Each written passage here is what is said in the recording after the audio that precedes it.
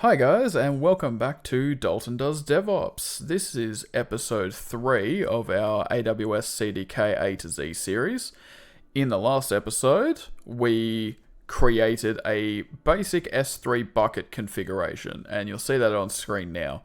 Now in this lesson, we're going to build upon that with some props. Now, as we discussed in the last video, we have props here. We've got bucket name, block public access, encryption, removal policy, and versioned. We can build upon this with stack props. Now, this is something that is very useful if you're going to reuse these properties, right? So if you're going to reuse the name of the bucket in multiple places, you should create a prop for it. If you're going to have 15 buckets and they're all going to have the same props, but they're all going to have different values, then you should make them into props as well. So the way that we're going to do that is we're going to start by typing export interface, and we'll call it demo S3 CDK stack props extends cdk.stack props. And then we'll open that, and we'll bring this, and we'll say the props are no longer optional, and instead of using stack props, it should use the ones that we're specifying. And then we're going to go ahead and create them in the app file. So we're going to have S3 bucket name, and that will be a string. We'll get to the type definitions, or the data type definitions soon. And we'll have S3, what was the other one? Block public access. Public access. And that will be of type something else. We'll get to that. S3 encryption. And so we'll put a comma there. S3 removal policy, and S3 versioning.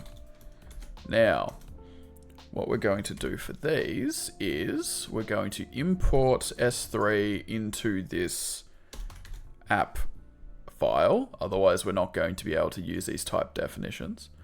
And we'll copy these, and we'll put them in our interface. And we'll delete that, and we'll delete this, and this, and this, and that. But we do need that closing curly brace. And we'll do that.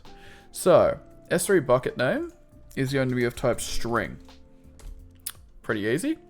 S3 block public access is going to be of type S3 block public access. S3 encryption will be of type S3 bucket encryption. Close that one. Removal policy is cdk.removal policy. And versioning is just a boolean. Cool. So now we can copy these to our app file.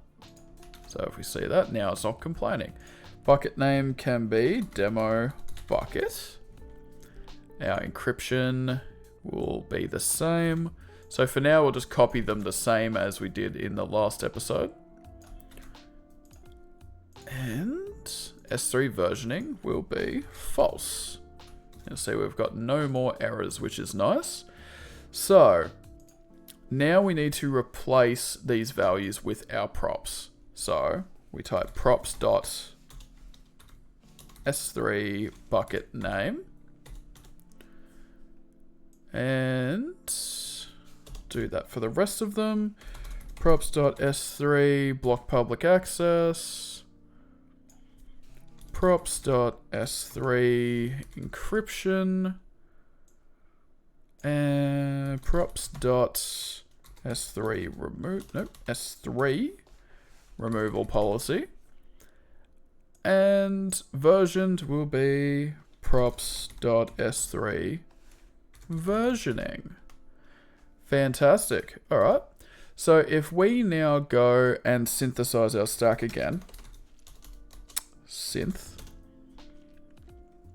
And we wait for that template to generate.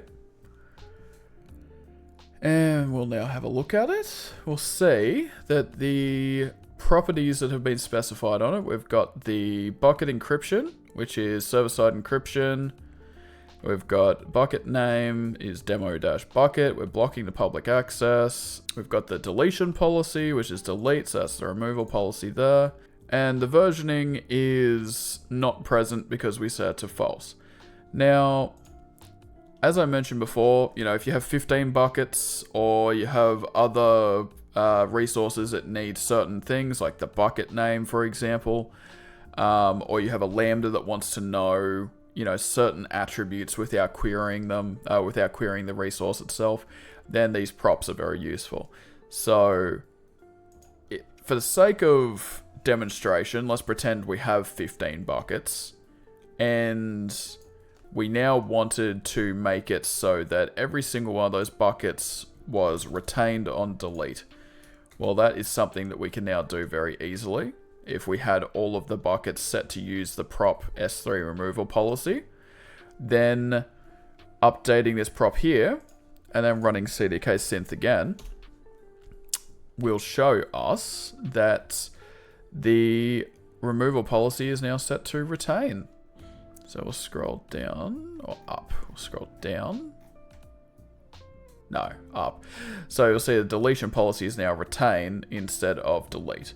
So, if you've got 15 buckets, you've got multiple stacks, you've got a whole heap of things that all need this thing to be consistent. Now you don't have to go and change it in 15 different places, you change it in one place. And that is one step towards reusable code. It's something that you don't do easily with just a raw CloudFormation template. So that will conclude episode 3. If you found this useful, please feel free to like and subscribe. This will also be available on the GitHub, and that will be linked below.